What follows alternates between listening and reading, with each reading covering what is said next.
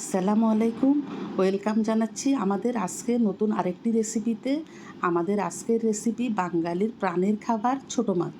এই ছোট মাছ রান্নার জন্য আমি প্রথমে চুলাতে বসিয়ে দিয়েছি একটি কড়াই, দিয়ে দিয়েছি 3-4টা টমেটো কুচি,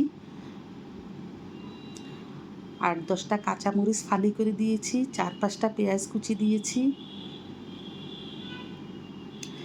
2 চামচ মরিচ গুঁড়ো, 1 চামচ হলুদ গুঁড়ো, স্বাদ মতো লবণ, 1 চামচ রসুন বাটা। সবগুলো উপকরণ আমি হাতের সাহায্যে ভালোভাবে কষলিয়ে মিশিয়ে নিব।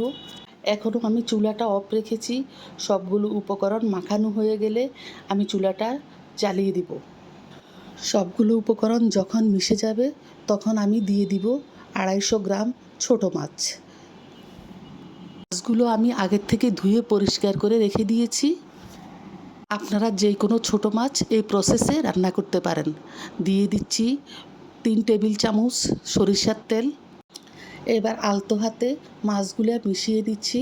ছোটো মাছ কষলিয়ে মিশানো যাবে না। মাছটি রান্না করতে অনেক সহজ, 10 থেকে 15 মিনিটের মধ্যেই এই ছোটো মাছ রান্না করতে সময় লাগে। আপনারা যদি আরও বেশি মাছ নেন তাহলে আপনাদের মশলার পরিমাণ আরও কমিয়ে বাড়িয়ে দিতে পারেন। এখন আমি দিয়ে দিয়েছি পানি। পানিটা বেশি যেন না হয়, গায়ে মাখা মাখা থাকে।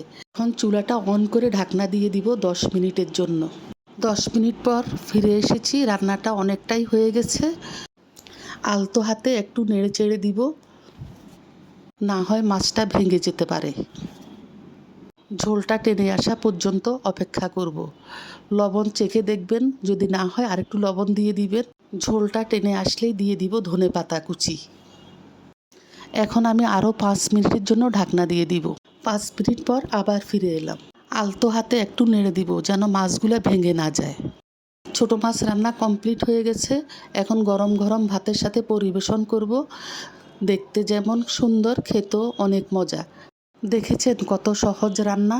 এইভাবে ছোটো মাছ রান্না করলে ভীষণ মজা হয়ে থাকে।